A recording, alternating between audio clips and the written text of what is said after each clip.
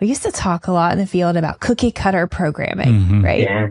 And so it's like, oh, everyone's these big box places have these cookie cutter program and they just throw these programs at these kids in this specific sequence and they're not really looking at supporting the individual, right? They're not individualizing it. They're not really learning. And then that kind of brought the conversation to support and training and time on the job to learn these things, to know how to take a cookie cutter program and apply it to your child, or how to write your own program and not have to come from like a template of programs, right? And so I love that. And I think that also highlights kind of the conversation we had before too about like humans spit out BS.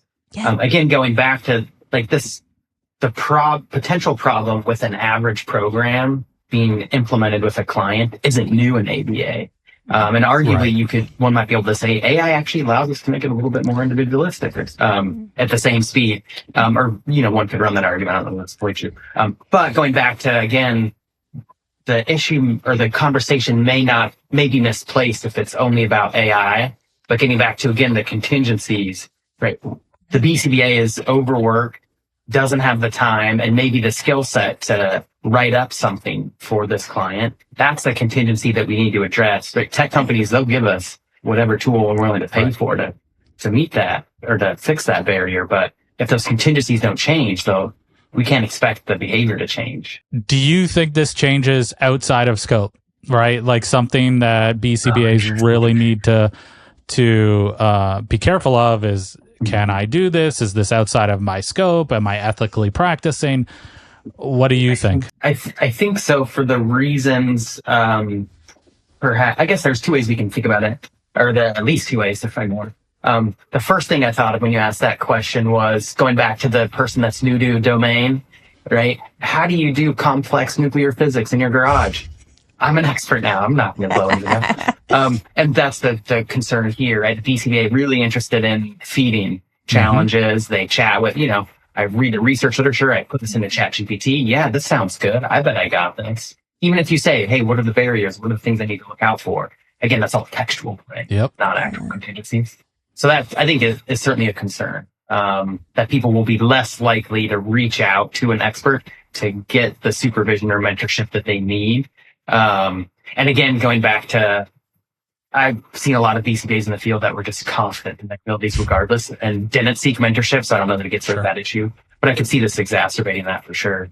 The other kind of competency goes back, I think, a little bit to the like AI literacy, some of that stuff we've been talking about. I do think using these tools becomes a new competency also. So we talked about before on one of the previous podcasts that, when AI was just like, really people were starting to talk about it more.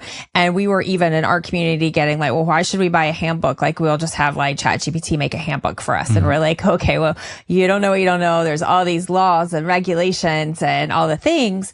And then through that conversation, we were talking to owners of like, hey, I guarantee that at least half of your staff are using AI to write the report, probably all of them. But like, so also like, okay, what can we do, or what could you do as a leader to at least give your staff safer tools that have those guardrails? Yes, like HIPAA compliance.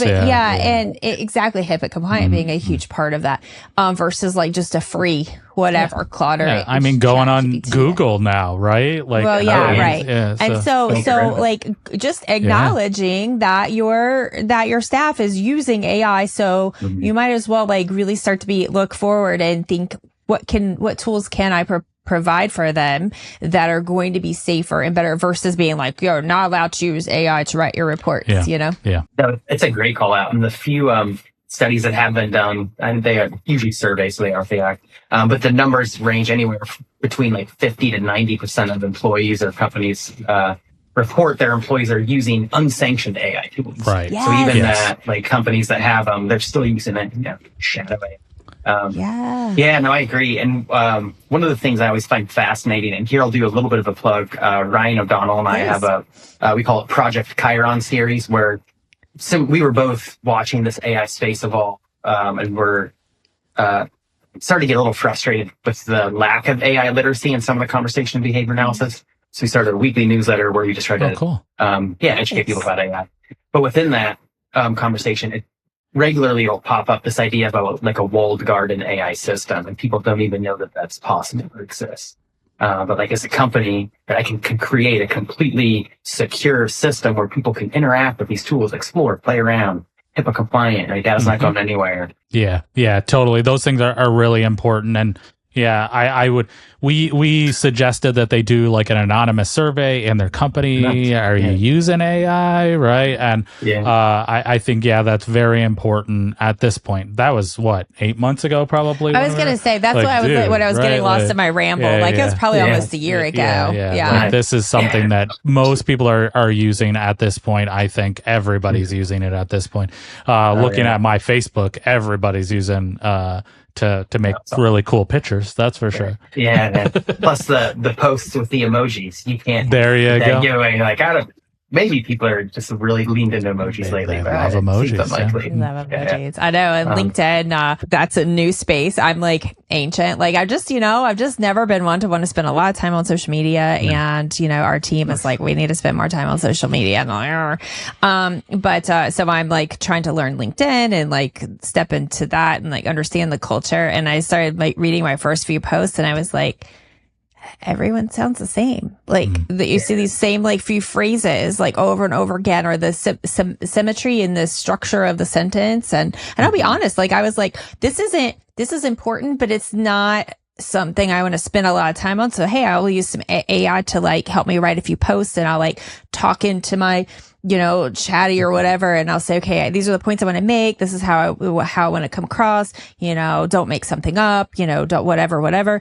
And then give my prompt, and then it spits out. And then still like I'm going through it and I'm like, oh, I just can't post it like this. Right. But it's like that is still back to that, like where do I want to spend my time? So I'm not judging anyone who's like, doing this, but it just, cause I'm doing it myself, but I'm trying to decide personally where my line is and how I want to grow and change within our, changing times as they're like changing so fast right now. But still not lose like my own voice and my own self in all of this. And there was something that I wrote the other day and I went back and reread it and I was like, this kind of sounds like AI, or does it? Is this my voice or is this not my voice? And that's when I really started having my own little inner crisis of, hold on a minute. No, same story. I think before I was referencing just the time I've invested into trying to learn how to write well. And so I'm refusing to use AI because I don't want to lose that skill. And similarly, but kind of your comment, the other really interesting trend in AI is this idea of AI agents, generally AI generated content. But there's like a fun stat and then like a cartoon that raised really interesting reflective questions. The fun stat is, I think in like 3 years or something like that, it always changes. Like 80 or 90% of the internet will be AI generated content because they're trying to create more to train their models. And so you have this like Ouroboros, right? The snake eating its own tail, which is weird to think about. And then there's always the fun cartoon that kind of goes along with this, where there's one person in the panel that says, hey, they're like talking to a colleague and they're like, hey, look, I use these 2 bullets to generate this nice email. And then the person receiving it is chatting to their colleague like, hey, look, I used AI to condense this email into 2 bullets. And it's just this interesting state of interaction where if it's like AI stuff interacting with AI stuff, going back to what are we doing? Where's the humanity lost in all this? And maybe, we probably all shouldn't be spending much time on social media anyway. So use seriously. AI to generate it and then read content. I'm going to go play outside or something. I don't know. I know, right? And that's when then I started like questioning my entire existence. And I was like, there you go. Where do I want to spend my time and how do I want to show up? And because the more that you're like, I was like, do I want to spend 4 hours sitting here? Or totally. I don't know how you both feel about this, because sometimes I can similarly start going into where the society becomes a little bit doomerism and whatnot. But what I will say I do appreciate is the number of conversations kind of like this, where it seems like people are reflecting and thinking incredibly deeply on, like, what does it mean to be a human and what do I value in life? Yes. And I don't know that I've had as frequently of those conversations before a lot of this stuff popped up, like a decade or so ago, hustle culture, whatever, social media kind of has to do with stuff. So maybe there's an upside to all of this.